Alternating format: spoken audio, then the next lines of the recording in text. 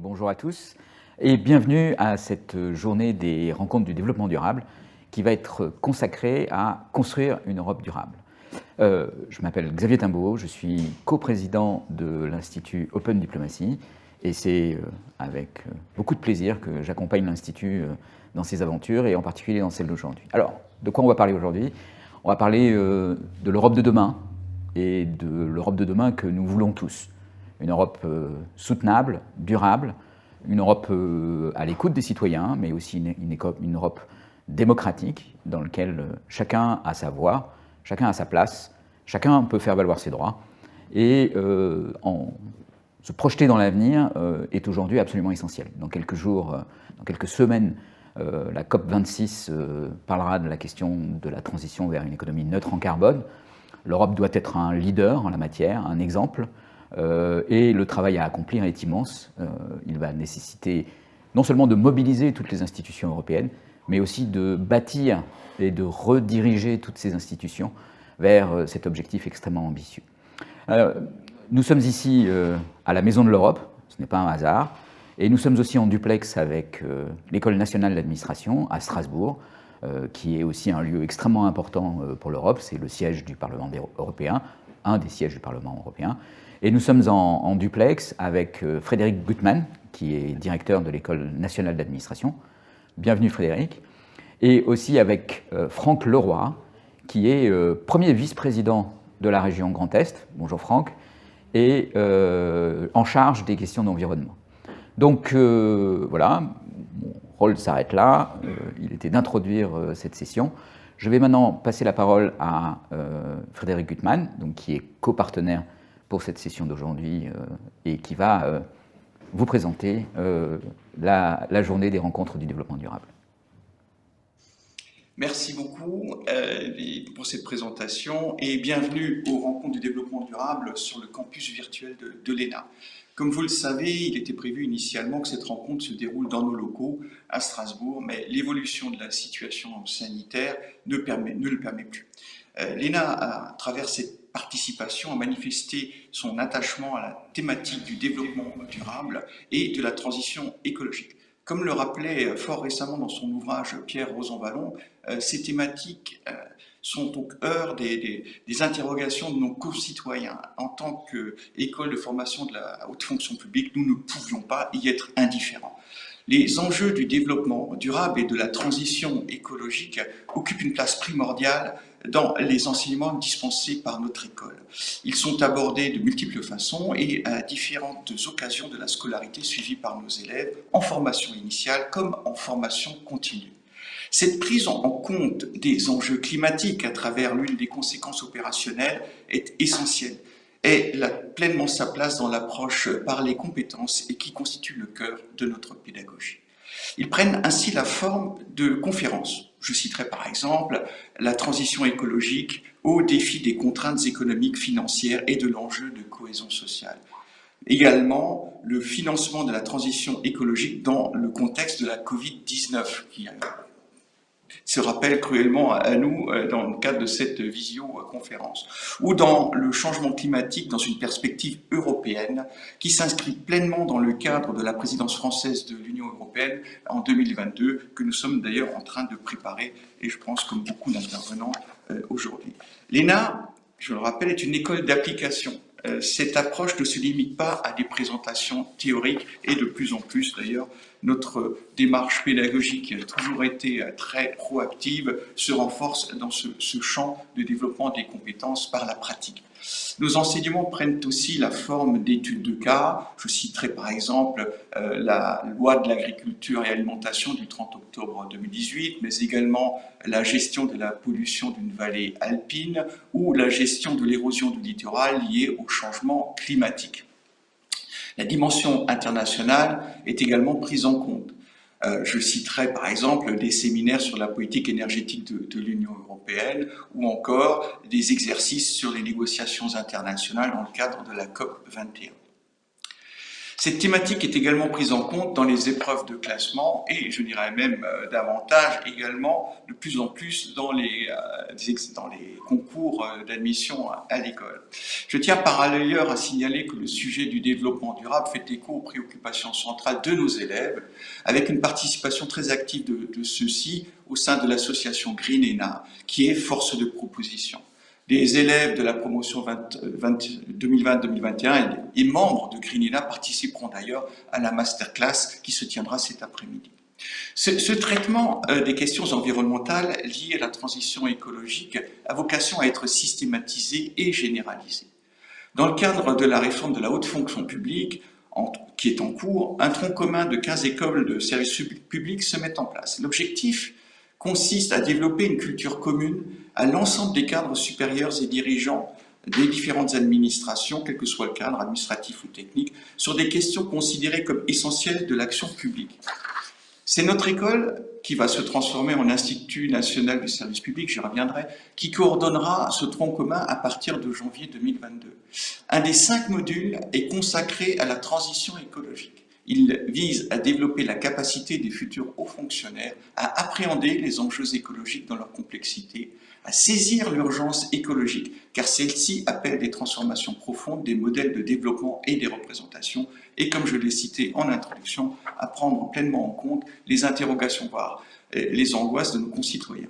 Les futurs hauts fonctionnaires doivent développer leurs capacités.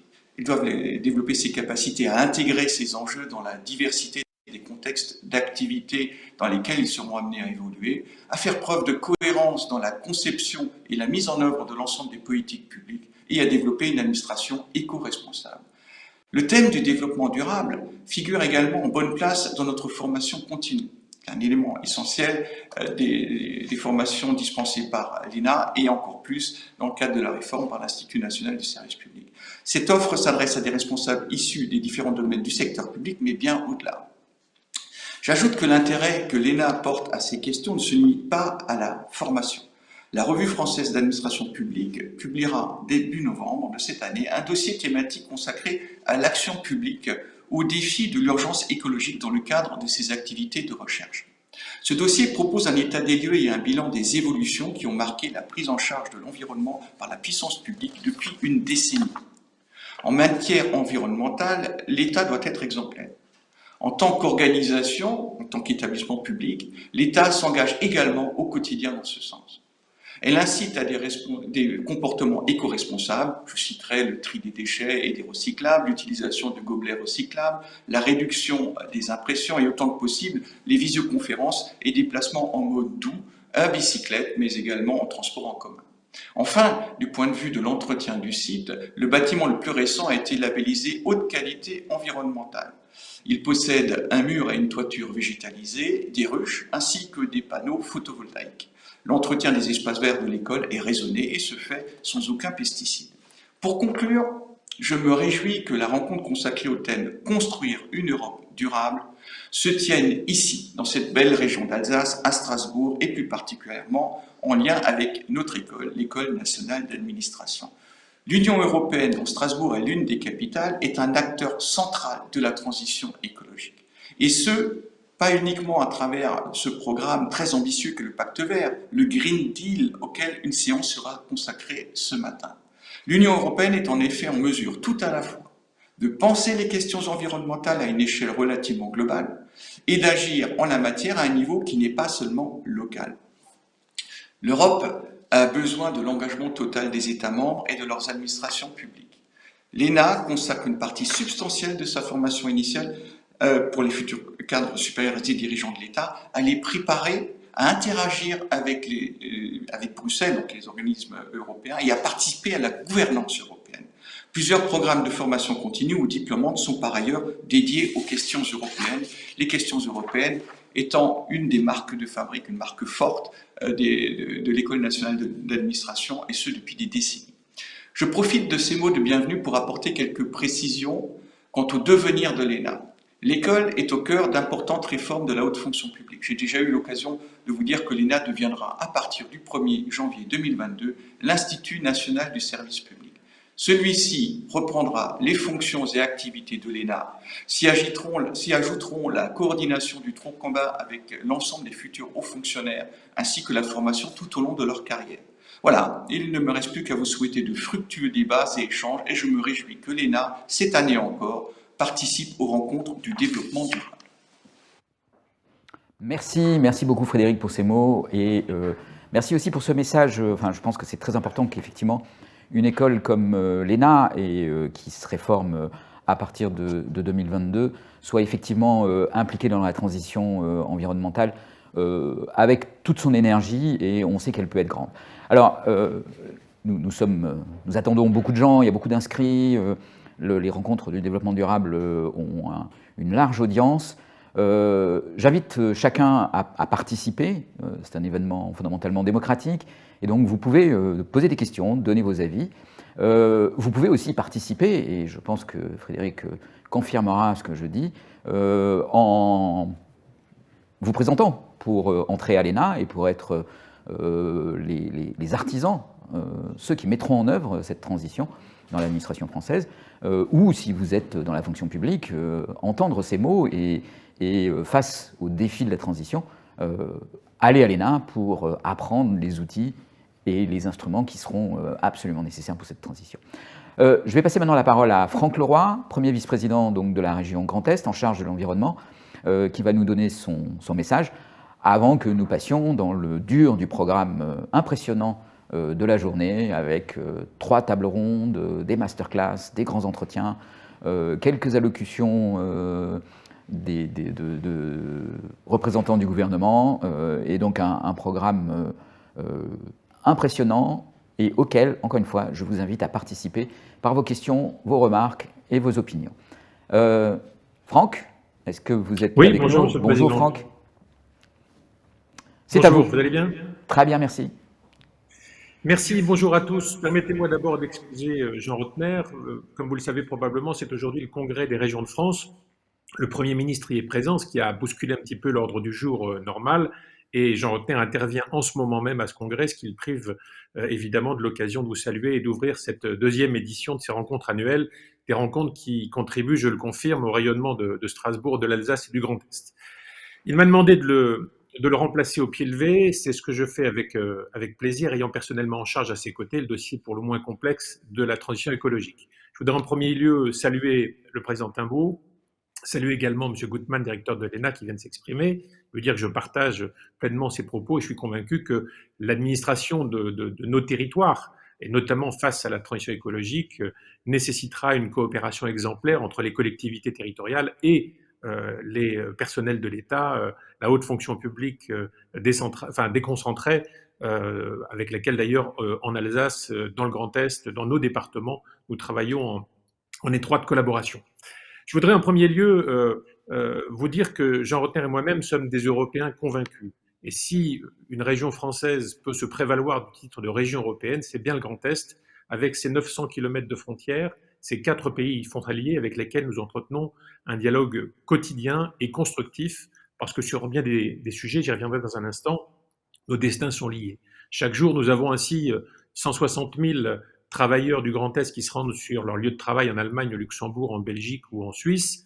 C'est un marqueur régional, c'est une richesse formidable, et c'est l'une des raisons pour lesquelles la dimension européenne intègre la plupart de nos politiques. S'agissant de la transition écologique, sujet qui vous rassemble aujourd'hui, l'actualité de ces derniers mois démontre que c'est à l'échelon européen qu'il nous faut travailler.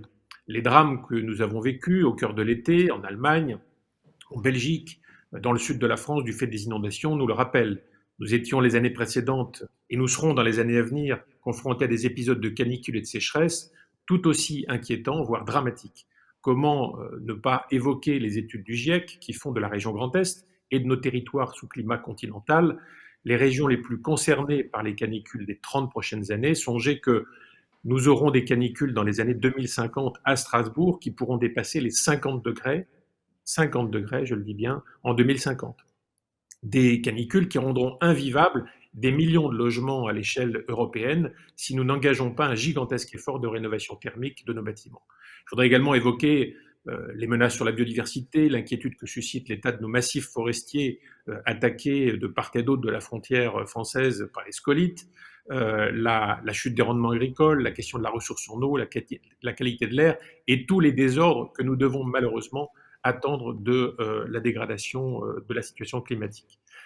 Cette évolution, elle nous surprend tous par son ampleur et sa violence. Elle vient, si vous me permettez l'expression, cueillir à froid une population et des acteurs économiques qui avaient entendu parler du réchauffement climatique, mais qui pour beaucoup pensaient que c'était surtout pour les autres, pour les pôles, pour la Californie, la Sibérie ou l'Australie. La réalité est vraiment très différente, nous le savons tous.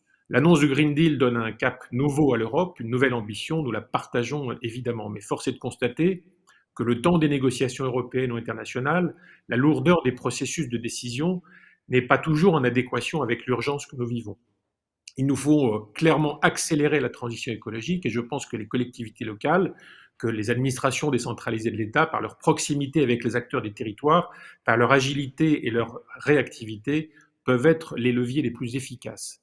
Elles sont en mesure d'agir efficacement là où l'Union européenne est souvent pénalisée par des négociations sans fin et là où l'État, malheureusement, est souvent pénalisé par des polémiques stériles ou des mouvements sociétaux permanents. Construire une Europe plus durable passe donc par la reconnaissance des régions et des collectivités dans la mise en œuvre des actions.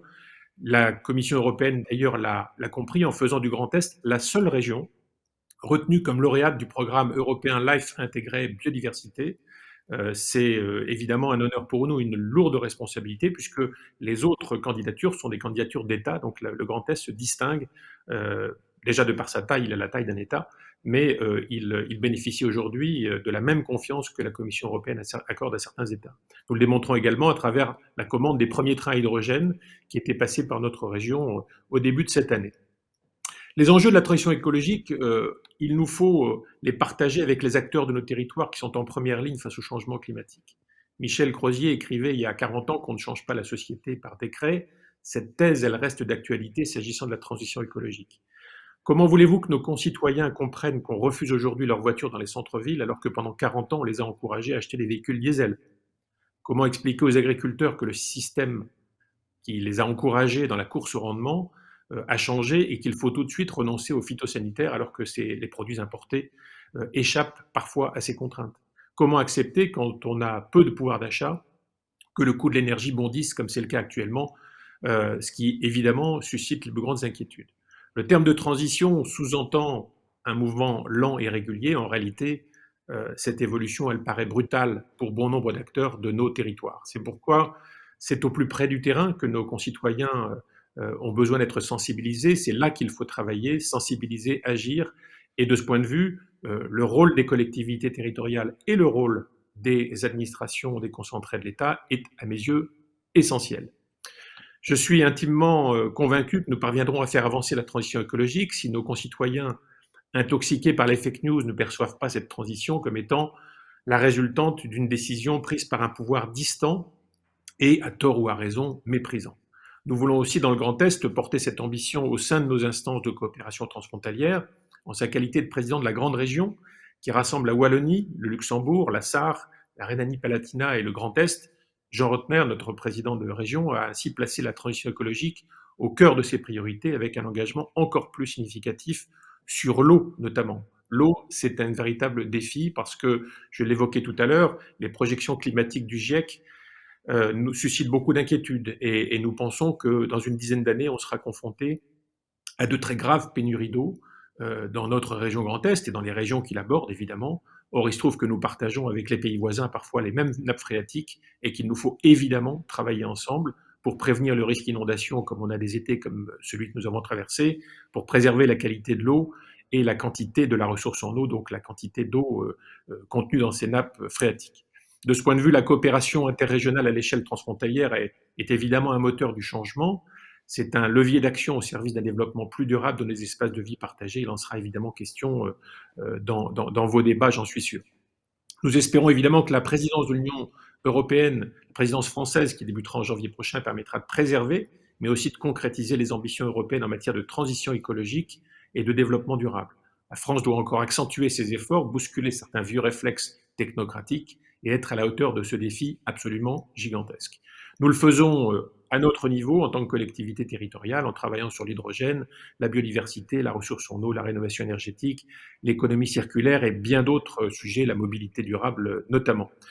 Vous l'avez compris, les régions sont au cœur des transitions. Elles travaillent en lien étroit avec les administrations déconcentrées de l'État et l'Union européenne. Notre pays, notre communauté de vie en Europe est un tournant. Et réussir cette transition, c'est probablement, je le pense en tout cas, l'un des défis les plus gigantesques de notre histoire, compte tenu de la dimension assez radicale de cette transition. C'est un défi qui fait peur à certains, il faut respecter ces peurs et essayer de rassurer nos concitoyens. C'est aussi un défi qui offrira de véritables opportunités à nos territoires, à nos entreprises, si elles savent s'adapter à temps, si par leurs innovations, elles parviennent à saisir là des opportunités économiques. De tout cela, je suis sûr qu'il sera question lors de votre colloque, que je devine évidemment passionnant, en regrettant de ne pouvoir y assister en présentiel, comme on dit aujourd'hui. Je regrette donc, comme Jean Rotner, de ne pouvoir être des vôtres, et je vous souhaite évidemment une journée très fructueuse, une journée la plus riche possible en propositions concrètes, et je suis persuadé que toutes et tous garderont un souvenir extrêmement positif de ce colloque. Merci en tout cas de votre invitation. Merci beaucoup Franck et merci beaucoup pour ces mots. Je ne saurais souligner à quel point vous avez raison. Vous avez raison d'abord de dire que le défi est immense. Vous avez raison de pointer que la transition, elle sera faite par des individus sur des territoires et que nos institutions, nos administrations, nos collectivités territoriales doivent se mobiliser pour être au service de ces individus dans cette transition. Et si cette prise de conscience n'est pas faite, à ce moment-là, effectivement, les peurs, les réticences, les oppositions l'emporteront et nous ne serons pas en mesure de relever ce défi. Donc nous pouvons échouer et c'est pour ça qu'il est extrêmement important de comprendre ce qui nous attend et de nous mobiliser avec toute l'intelligence que nous pouvons et toute l'énergie que chacun pourra mettre dans cette transition. Cette première partie introductive est terminée et après une courte pause, nous allons commencer la première table ronde. Merci à tous.